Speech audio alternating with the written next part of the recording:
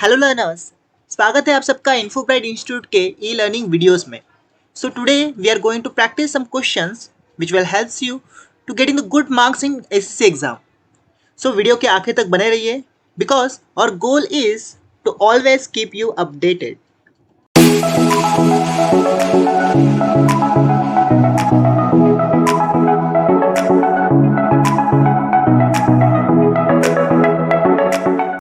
सो first question देखते हैं क्या है। What does IFSC code stand for? A. International Financial Security Code. B. Indian Financial Security Code. C. Integrated Financial Services Code. और D. Institutional Fiscal Security Code. अब SC के exam में आपको बहुत सारे फुल फॉर्म्स के क्वेश्चंस आने वाले हैं, ये उसमें से एक है। अब आईएफएससी होता क्या है एक्चुअली में, तो अगर आपको इंडियन बैंक से दूसरे बैंक्स में ट्रांसफ़र करवाना है अपना अमाउंट, तो आपको दो चीज़ें तो कंपलसरी लगने ही वाली है। एक तो है सामने वाले का बैंक अकाउंट नंबर और सेकंड उस पर्टिकुलर बैंक का आईएफएससी कोड, जिससे मालूम पड़ता है कि वो बैंक कहाँ का है या किस लोकेशन का है। सो क्या आपको आंसर मालूम पड़ा कौन सा है? So yes, the right answer is Indian financial system code. So second question is what is full form of OTP? A. One time password. B. Over the phone. C. Open transmission protocol. या D. Online transaction processing.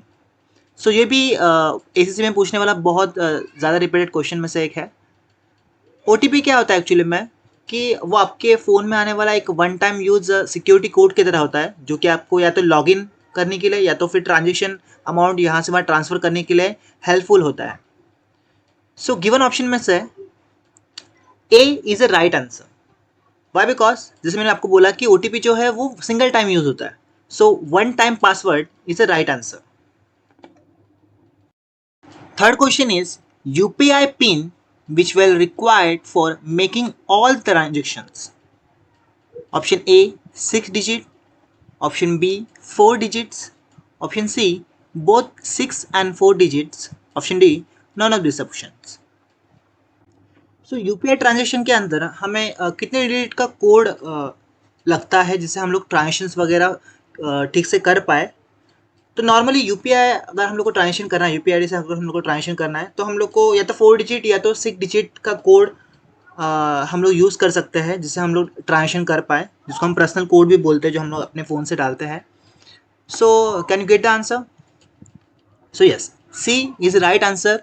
Both 6 and 4 digit we can use for UPI transactions.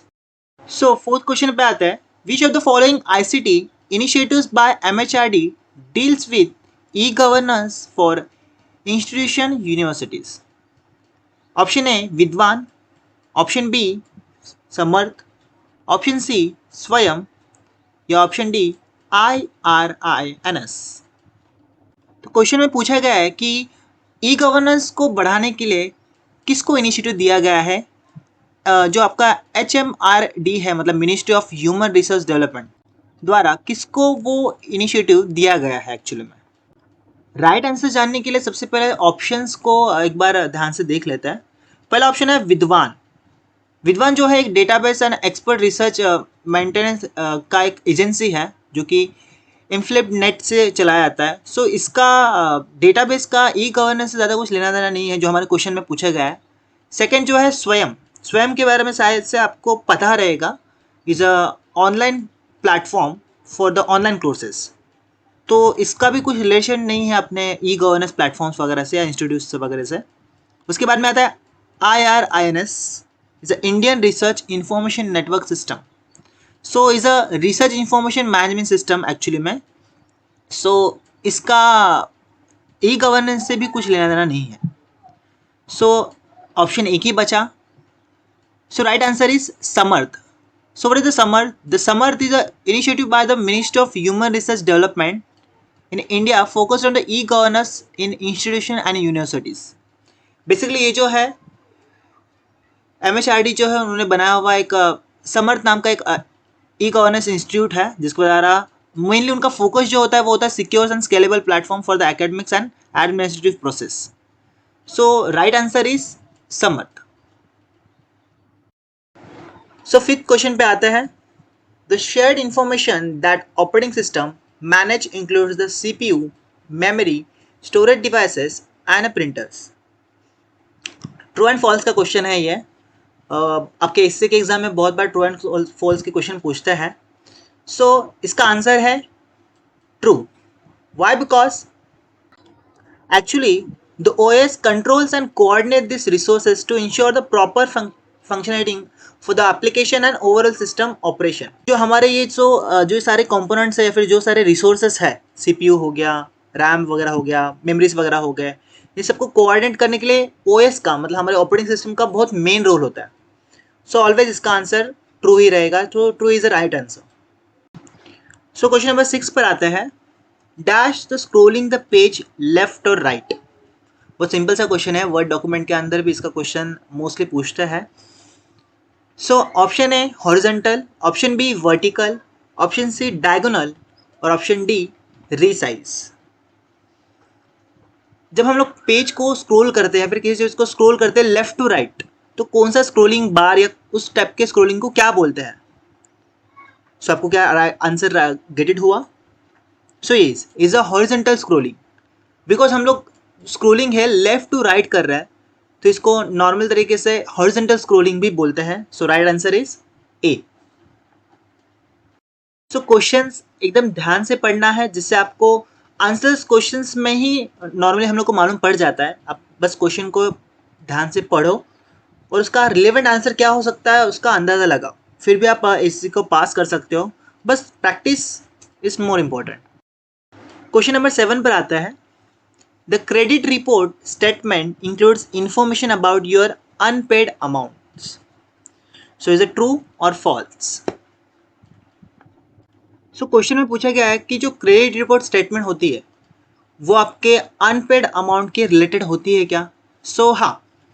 So answer is true. Why? Because credit report जो आपको भेजी जाती है उससे क्या होता है कि क्रेडिट का सिंपल सा मतलब क्या होता है कि आपने बैंक से एज अ लोन अमाउंट उठाई है आपके क्रेडिट कार्ड से, जिसको आपको हाई इंटरेस्ट पे रिटर्न करना है।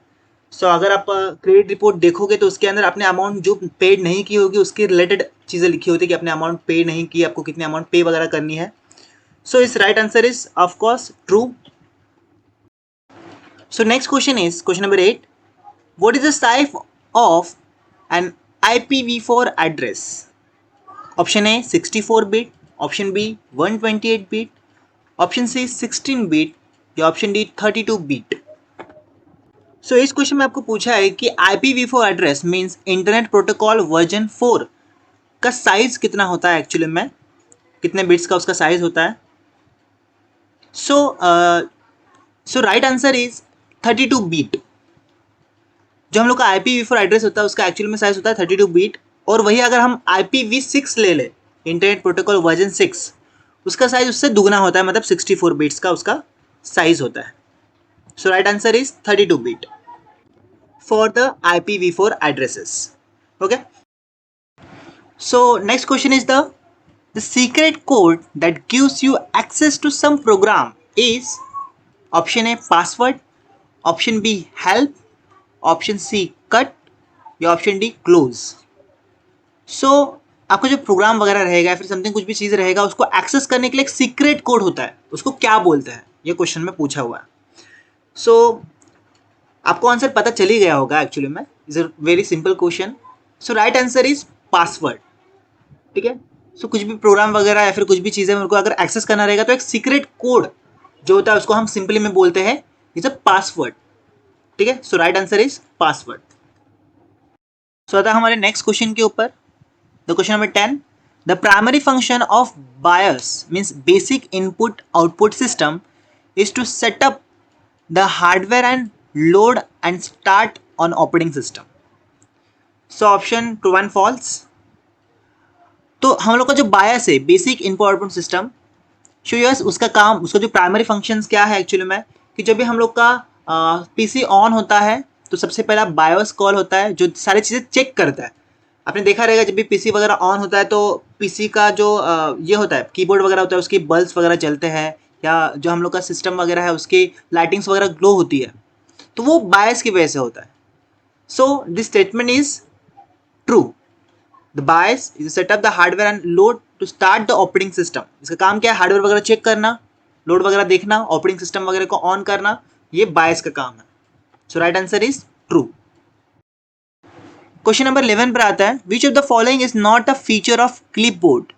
Option number A cut, option number B copy, option C paste या ऑप्शन डी प्रिंट। तो एक्चुअली में क्लिपबोर्ड होता क्या है?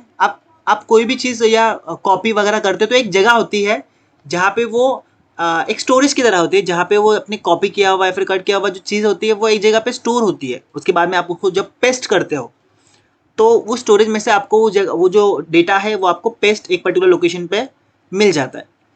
ठीक है, तो अब तक तो आपको समझ में आ गया होगा कि इसका राइट आंसर क्या है।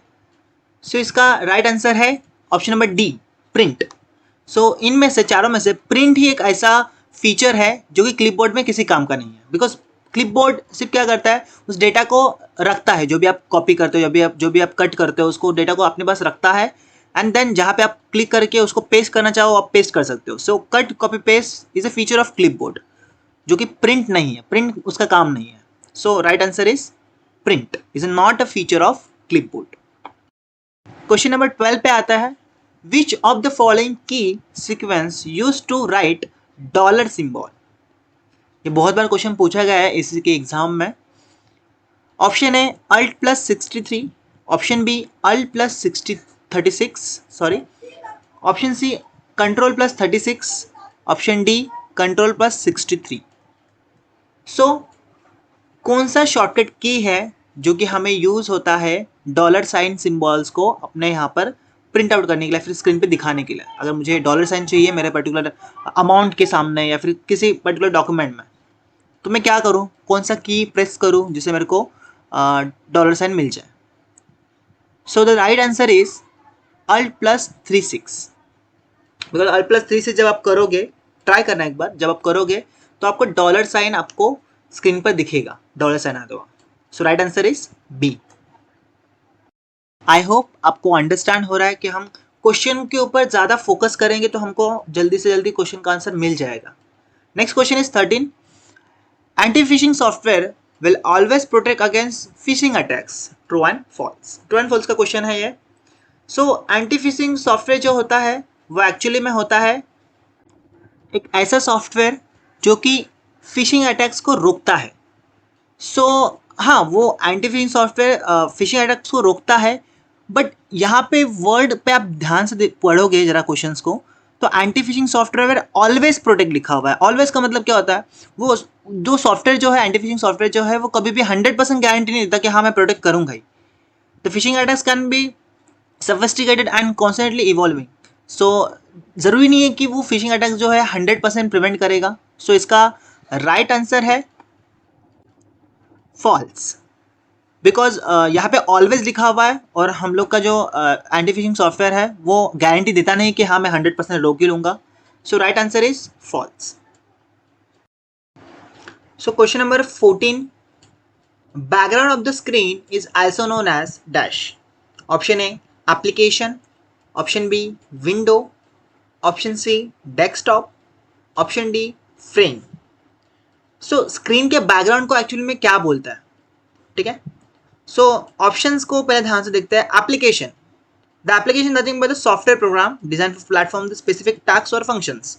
सो एक सॉफ्टवेयर प्रोग्राम बैकग्राउंड से उसका कुछ रिलेट नहीं होता है। ठीक है, सेकेंड थिंग अगर और दूसरा देखें तो window, window is the rectangular area that screen that display the content and application of file. Normally जो फाइल्स वगैरह जो होते हैं या कंटेंट वगैरह होता है उसको डिस्प्ले करने के लिए एक रेक्टेंगुलर एरिया होता है जिसको हम बोलते हैं सिंपली विंडोज। ठीक है, तो वो भी हम लोग का बैकग्राउंड स्क्रीन का उससे कुछ लेना देना नहीं है।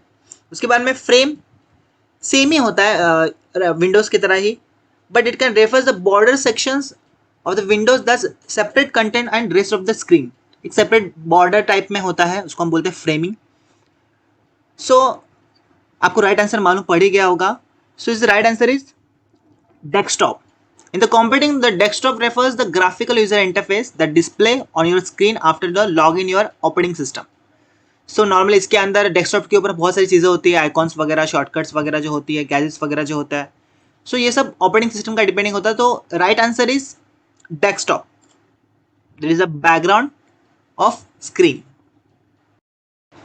सो नेक्स्ट क्वेश्चन पे आते हैं, the dumb terminal has, so option A an embedded system, option B extensive memory, option C independent processing capability, या option D a keyboard and screen. So बहुत सिंपल सा क्वेश्चन है ये।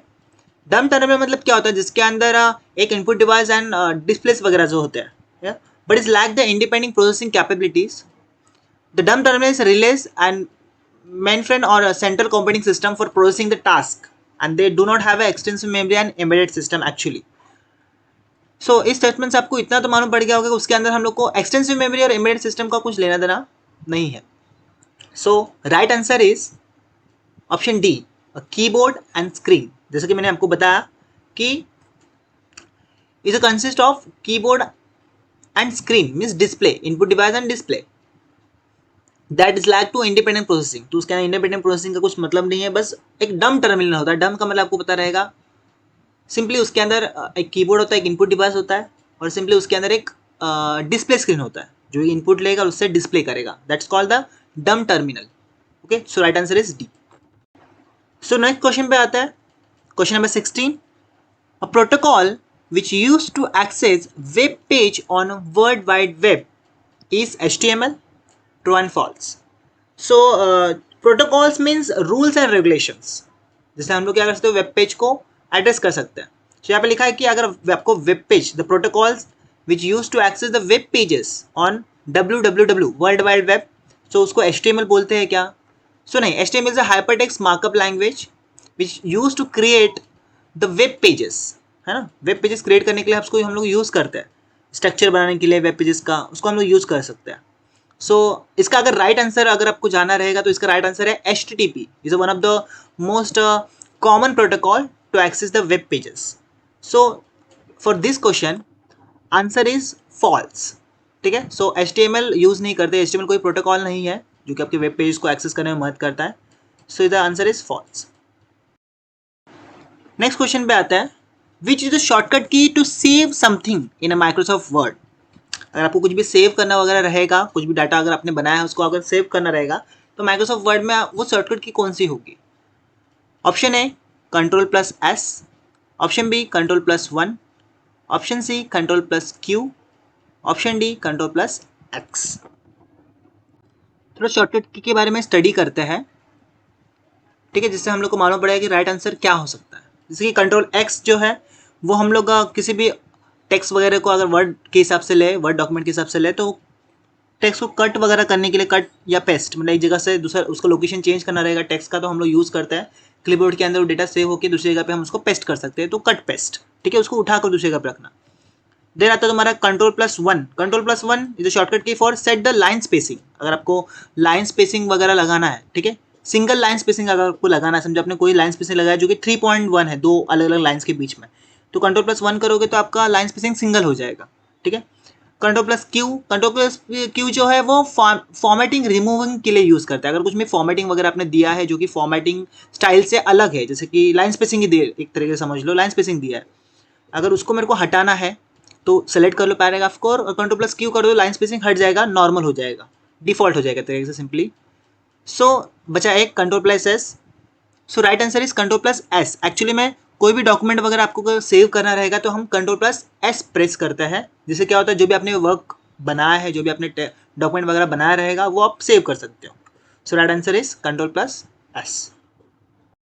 नेक्स्ट क्वेश्चन पे आता है, question number 18, this is a bar found at the top of the window which includes the name of the program and the name of the document word. Option A title bar, option B task bar, option C menu bar, option D status bar. So question में बोला है कि window के जो top में एक बार होता है जिसके ऊपर उस पर्टिकुलर प्रोग्राम का या उस पर्टिकुलर डॉक्यूमेंट का नाम लिखा होता है, उस पर्टिकुलर बार को क्या बोलते हैं, ठीक है। अदर ऑप्शंस को, जो टाइटल बार होता है, टाइटल बार मीन्स जो टॉप साइड में आपका जो डॉक्यूमेंट का नाम वगैरह होता है उसको हम बोलते हैं title bar. Task bar that means down side में जो विंडो ऑपरेटिंग सिस्टम का एक टास्क बार होता है जहाँ पे आपकी जो भी टास्क, अब जो भी आप एप्लीकेशन चला रहे हो वहाँ पे होते हैं, उसको हम टास्क बार बोलते हैं। मेनू बार जहाँ पे आपको सारे मेनू डिस्प्ले हो रहे हैं, वो सारे मेनू बार्स हैं।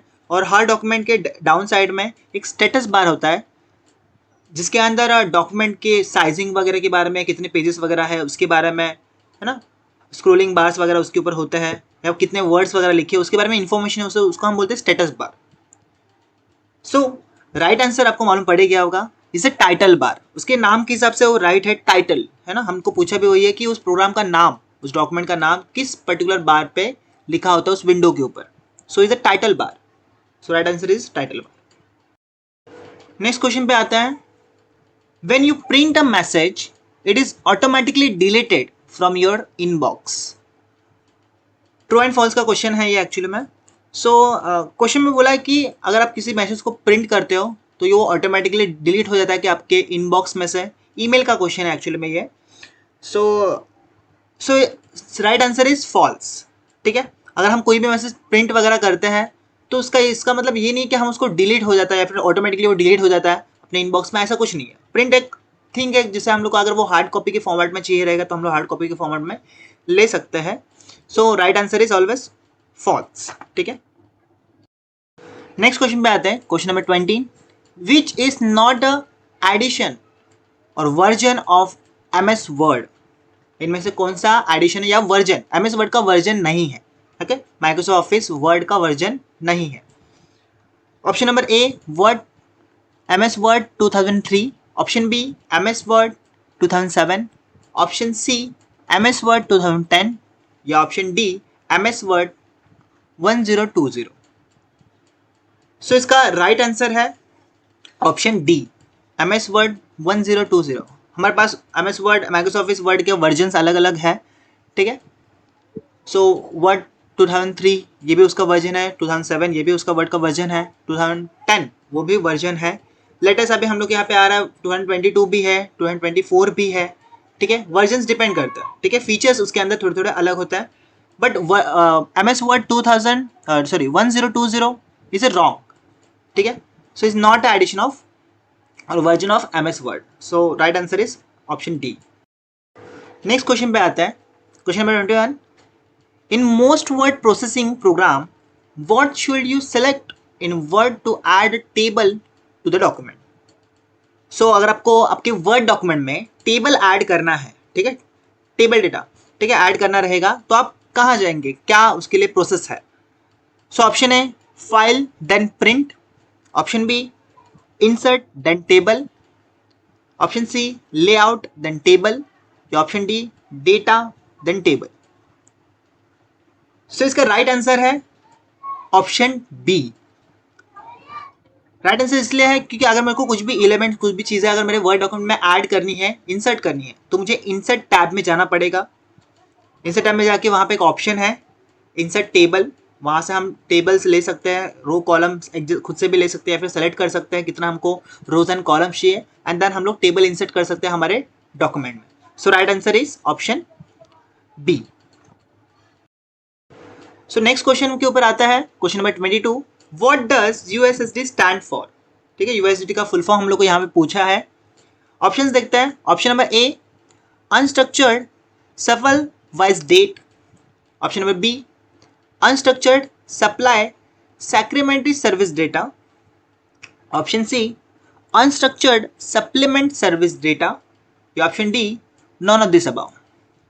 सो USSD कोड स्टैंड फॉर, इसका राइट आंसर शायद से आपको पता रहेगा। So yes, right answer is C unstructured supplement service data. Actually में USSD कोड होता है क्या है वो आपको एक डिटेल बता देता हूँ मैं, कि पहले हम लोग बैलेंस वगैरह चेक करने के लिए कोड्स वगैरह यूज़ करते थे, जिसमें हैशट्रिक वगैरह मतलब *121 हैश इस टाइप के हम लोग कोड यूज़ करते थे, जिससे हम लोग रिचार्ज भी करते थे पहला, और पहले बैलेंस वगैरह चेक करने के लिए हम उसका यूज़ करते थे, उसको ही हम बोलते हैं USSD कोड्स। ठीक है, तो उसका जो फुल फॉर्म है वो है unstructured supplement service data. I hope you understand. Next question पे आते हैं, question number 23, abbreviation of URL is. So URL का हम लोग को सिंपली फुल फॉर्म पूछा है। ऑप्शंस देखते हैं, A universal resource locator, option B uniform resource locator, option C unified resource locator या option D unite resource locator, united resource locator simply. तो URL जो होता है उसका सिंपली आपको ब्रीफ में बता देता हूँ क्या होता है। अगर आप कुछ भी सर्च इंजन के अंदर या फिर आपके ब्राउजर के अंदर कुछ भी सर्च करते हो सर्च इंजन का यूज़ करके, उसमें आपको एक क्वेरी डालनी पड़ती है। वो सिंपली आप आजकल के जो सर्च इंजन है वो एडवांस हो गए, उसमें हम डायरेक्टली कोई भी कीवर्ड लिखते हैं, जैसे मेरे को सॉन्ग्स वगैरह सर्च करना है तो हम डायरेक्टली सॉन्ग का नाम सर्च कर सकते हैं, या फिर एक यूआरएल एक्चुअली में हम उसको अंदर पुट आउट करते हैं, जैसे कि simply https://www.google.com is one of the URL. So right answer is option number B, uniform resource locator, है ना। रिसोर्स को लोकेट करने के लिए, मतलब उस पर्टिकुलर पेज तक जाने के लिए एक लोकेशन, एक लोकेटर लगता है। तो जैसे मैंने अभी आपको जो यूआरएल बताया उसके अंदर google.com का एक यूआरएल है जो जो आपको गूगल के पेज पर लेके जाएगा। ठीक है, so right answer is option B. ठीक है, नेक्स्ट क्वेश्चन पे जंप करता है।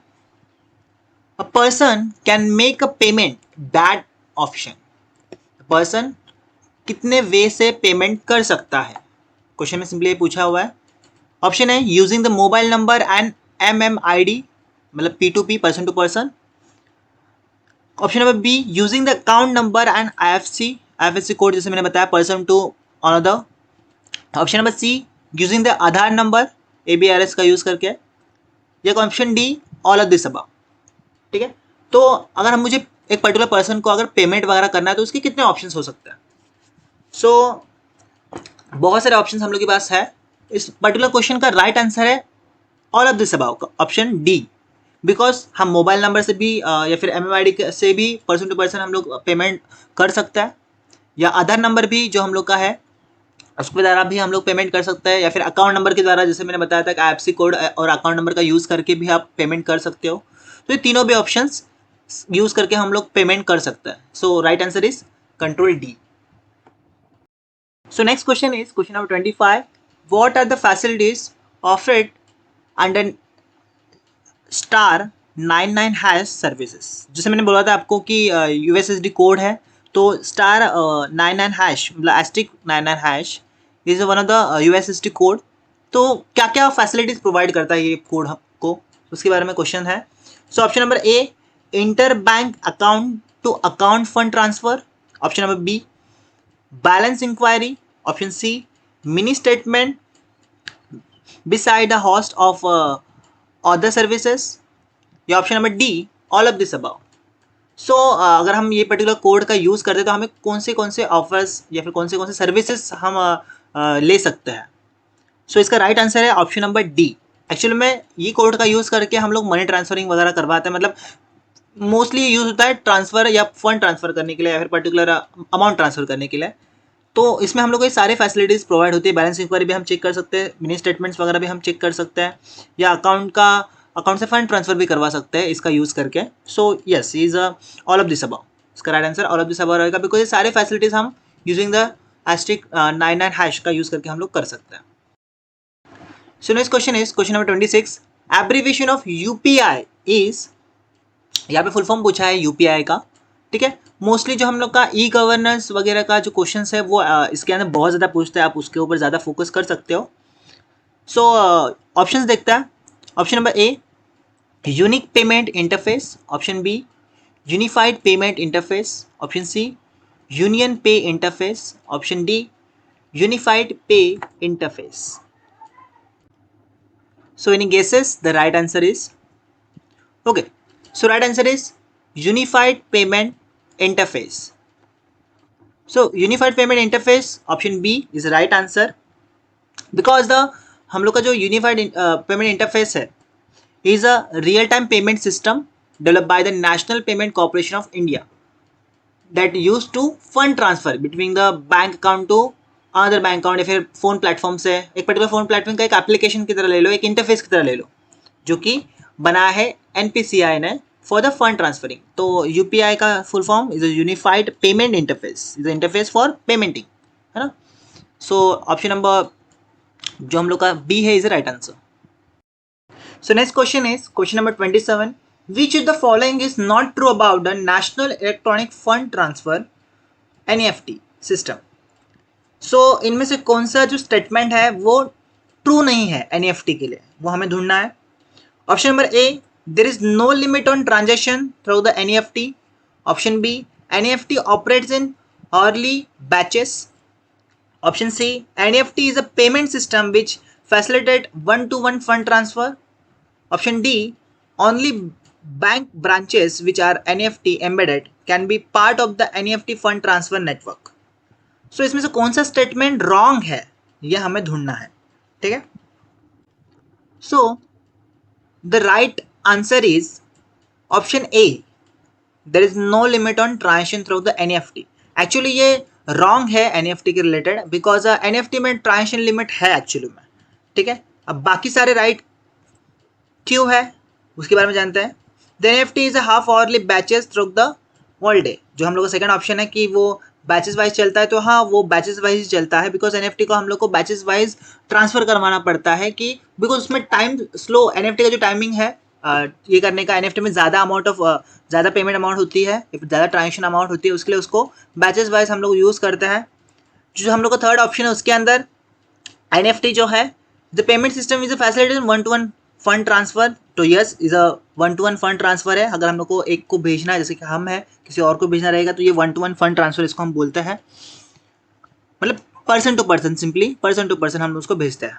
Then option D, only bank branches with NEFT embedded can be part of the NEFT fund transfer. तो यस इट्स ट्रू, ठीक है. बैंक ट्रांसफर्स या फिर बैंक ब्रांचेस भी इज NEFT के पार्ट होते हैं, बिकॉज बैंक टू बैंक हम लोग उसके अंदर पैसे हम लोग भेज रहे हैं, तो NEFT bank to bank networks में आता है.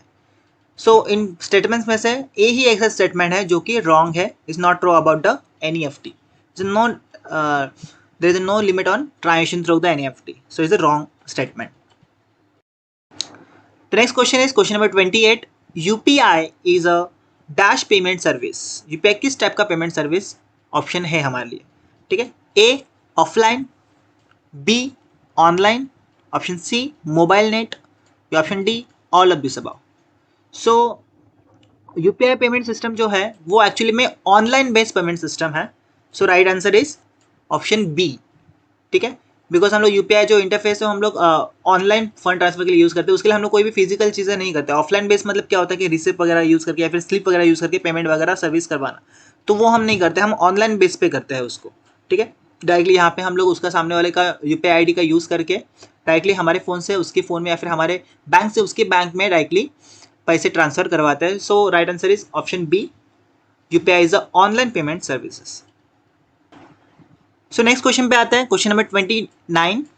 Which of the following is not true about the unified payment interface, मतलब UPI. सो इनमें से कौन सा स्टेटमेंट है जो UPI के लिए ट्रू नहीं है, ठीक है. क्वेश्चन को ध्यान से पढ़ना हर बार, क्योंकि क्वेश्चन के लिए ट्रू, कभी कभी ट्रू के बारे में पूछते हैं, कभी कभी फॉल्स के बारे में पूछते हैं, या फिर नहीं के बारे में पूछते हैं. तो क्वेश्चन ठीक से पढ़ोगे तभी तुम्हें समझेगा कि उसका एक्चुअल में पूछा क्या है ना.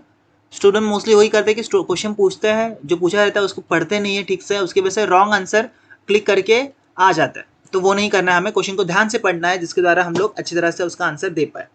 ऑप्शंस देखते हैं. A UPI is a instant payment system developed by the National Payment Corporation of India NPCI. Option number B, through the UPI all payment are instant and take place in banking hours. Option number C, under UPI person will have a single identity and password for the using the multiple bank accounts. Option number D, UPI is based on the immediate payment service IMPS infrastructure. So इसमें से एक statement wrong है. So the answer is B, through the UPI all payment are instant and take place in banking hours. Actually में ऐसा कुछ नहीं है. UPI payment जो है वो 24/7 ऑन होता है. तो जरूरी नहीं कि बैंक चालू है, इसका मतलब सिंपल सा स्टेटमेंट का मतलब क्या है कि बैंक चालू है तब तक ही आपका पेमेंट हो सकता है, उसके बाद में नहीं होगा. तो एक्चुअली में ये रॉन्ग है UPI के रिलेटेड कि हाँ UPI 24/7 चलता है, बैंक बंद भी हो जाए लेकिन उसका सर्वर तो ऑन होता है ना. So B statement is a wrong statement. उसके बाद बाकी स्टेटमेंट ट्रू है, उसके बारे में देख लेते हैं. तो UPI is a instant payment service developed by the National Payment Corporation of India. Yes NPCI ने उसको डेवलप किया हुआ है.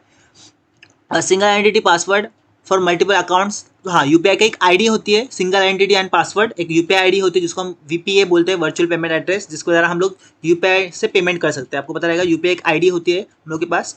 UPI is based on immediate payment service, right. UPI से हम लोग इंस्टेंट पेमेंट कर सकते हैं, इमीडिएटली पेमेंट कर सकते हैं. तो ये उस इंफ्रास्ट्रक्चर पर काम करता है. तो इसमें सिर्फ एक ही रॉन्ग है, वो है ऑप्शन बी कि हम उससे जब तक बैंक चालू है तब तक ही उससे पेमेंट कर सकते हो, तो ये स्टेटमेंट उसमें रॉन्ग है। So right answer is option B. ठीक है, नेक्स्ट क्वेश्चन पे आता है। Question number 13, AEPS allows banking transaction. AEPS Aadhaar embedded payment system actually में, ठीक है, एईपीएस, जिसके द्वारा हम लोग आधार कार्ड से भी पेमेंट कर सकते हैं। ओके, बीच में बहुत सारे स्टेटमेंट आए थे कि आधार कार्ड को आपके बैंक से लिंक करना होता है। सो इसलिए बिकॉज बहुत सारी जगह पर बैंक फैसिलिटीज़ ज़्यादा अच्छी नहीं होती है, तो वहाँ पर गांव देहात में जैसे लाइक, तो वहाँ पर आधार कार्ड के द्वारा भी पेमेंट होता है, बिकॉज आधार कार्ड नंबर जो होता है वो यूनिक होता है, जिससे हम लोग बैंक अकाउंट को कनेक्टेड भी होता है वो, तो आधार कार्ड के नंबर से भी हम लोग डायरेक्टली बैंक में मनी ट्रांसफरिंग करवा सकते हैं। ठीक है, तो यहाँ पे पूछा है कि AEPS allow us the banking transaction, तो इसमें से कौन सी चीज़ें एईपीएस हम कर सकते हैं। ठीक है, so option A balance enquiry, option B cash deposit, option C cash withdrawal, या option D all of this above. ठीक है, सो अब तो आपको मालूम पड़ेगा होगा इसका आंसर क्या है। इसका आंसर है all of this above. Why? Because तो एपीएस एक बैंकिंग ट्रांजेक्शन सिस्टम है जिसके अंदर हम लोग ऑफकोर्स अगर मैं पैसे देख नहीं सकता है ना, बैलेंस इंक्वायरी हम लोग इसके अंदर देख सकते हैं, कैश डिपॉजिट हुआ है कि नहीं वो देख सकते हैं, कितना डिपॉजिट है मेरे पास, कैश विड्रॉल देख सकते हैं, सिंपली जैसे हम लोग नॉर्मल तरीके से बैंकिंग में देखते हैं, पासबुक वगैरह चेकिंग करते हैं, तो ये सारी चीज़ें इसमें अंदर हम लोग कर सकते हैं एपीएस का यूज़ करके। बस इसके अंदर हम लोग यूज़ करते हैं आधार कार्ड नंबर का या आधार कार्ड का, और पासवर्ड के लिए हम लोग एज अ बायोमेट्रिक यूज़ करते हैं। सो इस स्टेटमेंट के लिए, इसमें स्टेटमेंट के लिए normally D all of this above, ये सारे फैसिलिटीज हम लोग एईपीएस द्वारा यूज करते हैं। ठीक है, so option D is the right answer. Okay student, आज के सेशन में बस इतना ही। एग्जाम रिलेटेड क्वेरीज के लिए हमारे साथ बने रहिए। Keep learning.